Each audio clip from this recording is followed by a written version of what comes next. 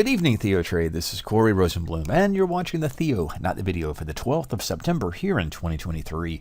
It was another split market with technology, mainly XLK, and the Nasdaq down about 1%. XLK was off 2%. And the other sectors here, we had a few standouts. One was energy. Energy's up about 2% on the back of a 2% rally in crude oil. Bonds were slightly up in today's session for the TLT. Otherwise, the futures contracts themselves were flat. Dollar was flat as well. Gold off about 0.6%. And this is where the split came from. In our Visualize tab right here, let's look at the broader S&P 500. So what we're looking at here is the monsters of tech and their influence on the S&P. So we have Google, Apple, Microsoft, a little bit over here. They're considered technology, but they're actually in the consumer discretionary, XLY, and that's Amazon and Tesla. The big loser in today's session in terms of percent change was Oracle on earnings. An earnings guidance miss sent Oracle shares down 14% in today's trading session. That's where the sell side activity came in. But notice over here, generally speaking, the other stocks and other sectors were green, at least in terms of energy. We saw a little bit in financials that did fade into the close of the session, and a little bit in healthcare. In fact, utilities was the other sector that was up, but it's a small portion. Utilities right here, almost blink and you miss it. But in terms of the sector performance, it's the financials, it's energy, and utilities up, everything else down. Thing down biggest, tech. Tech down about 2% on the back of Amazon, or on the back of Microsoft, Apple, but it's slid back down to Oracle in its, again, earnings miss. So a split market in today's session. Quick look at the Russell, and you see the strength in the energy sector, and that played for the small cap index. Not a lot of stock names you may be familiar with, and financials as well, but they are on the buy side in the midst of a flat, unchanged range day in the equity futures. But it was, again, technology. We see Oracle down, Adobe, Netflix, Tesla, Meta, Microsoft, and the one that had the special event today, the Apple unveiling of their next iPhone and their next product offering. Not impressed, or I should say the market was not impressed with what they had to offer at their tech launch event. So Apple shares did trade down. There's the event, there's the hype in front of, and once the event took place, the sell-off after. That did actually affect the Nasdaq, how Apple is weighted in the indice. So that's the big picture play with technology split, the Russell split, and the other market, flat range. Let's go into the week ahead. There's a particular thing I want to pay attention to in tonight's video, and that's the CPI, Consumer Price Index. That's what the Fed will have its eye on, and the PPI, the Producer Price Index, will take place on Thursday, and industrial production on Friday. The thing that is most likely to move the markets will be the CPI. Why would that move markets? Because the Fed is concerned about inflation. And we are continuing to see creeps to the upside in inflation seen in different commodities, but also seen here, looking back to thinkorswim, through crude. Crude was a trend day to the upside, and it's been gathering steam and rising from its double bottom or support level from 68 per barrel. Now close to the 90, that has been going up. And if we look at a percent change basis just from June to present, crude is up, at least the index or the crude futures contract, up about 30% in the last couple of months.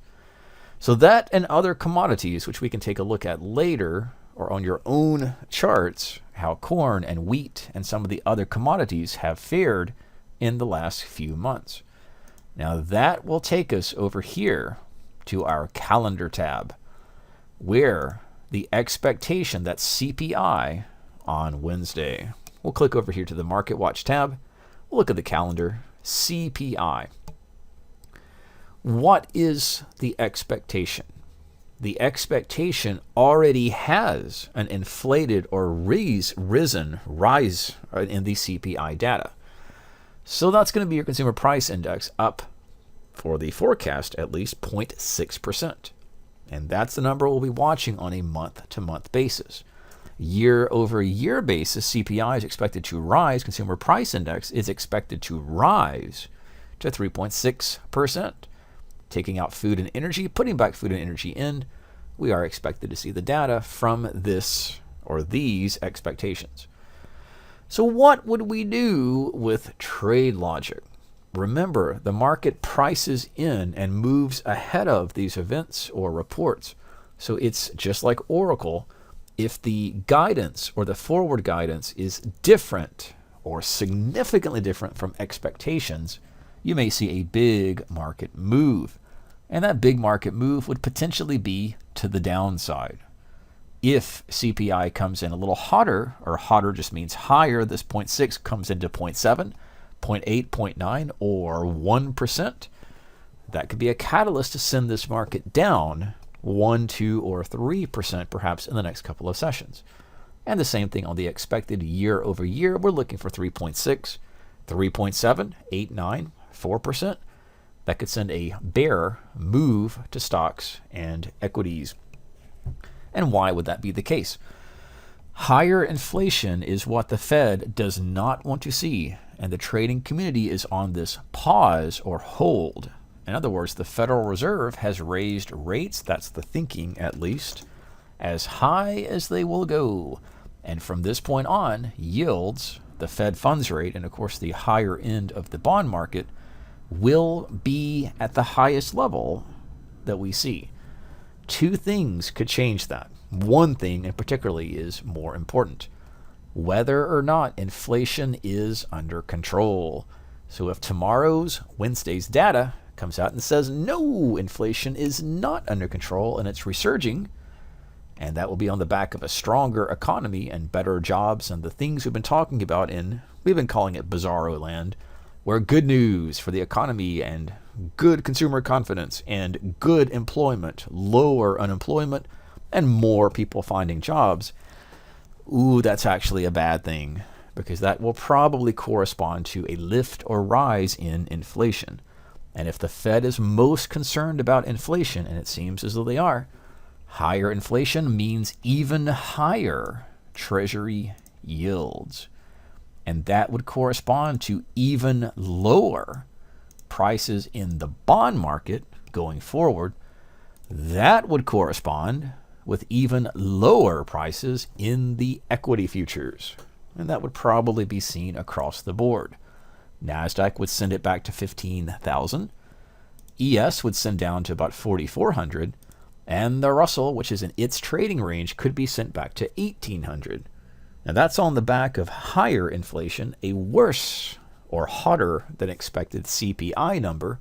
That would be the bear side of the market. That seems to be the play. But if the number comes in a little cooler means less than, say, 3.5, 4, 3.2, 3%, and this expected is not 0.6, it's 0.5, 4, 3. Those are the catalysts that could send this market higher. Now, if it comes in as expected, probably going to see a range day or not much in the way of equity reaction or in the bond market. And that is because we're looking at the Fed funds rate and the potential not for September's meeting at the 20th of September. They are not expected to raise rates at all in September, but they will give guidance. And we're going to be looking at the future, the next rate decision, and the odds for a hike there. And CPI and the PPI, Producer Price Index, on Thursday, perhaps industrial production, perhaps that'll play into it, and any other surprises in stocks that will be on deck coming up. Tupperware will be Wednesday. Adobe, Lennar will give us a sense about the housing market, but nothing really on the docket for earnings the rest of the week. But industrial production Friday, producer price index, a little bit less, much less actually, of an effect than CPI, the consumer price index. And what would be the expected move for the moment? For the moment, at the end of the market close, the S&P's pricing in about 33 handles, or 33 points, up and down on the CPI news. The Nasdaq currently is pricing in about 142, 143. That's after the close. And that would be the expected move, at least for tomorrow's session, on the volatility and the news. But we'll be watching the number, whether it's higher or lower than what the forecast is and the expectation, and of course which direction a gap occurs in the market, and whether that sets up a directional correlated state. Down would be downside targets, and that seems to be what we'll be watching in the CPI and beyond. As always, be careful and safe. This is Corey Rosenblum with tonight's Theo video update for September 12th, 2023.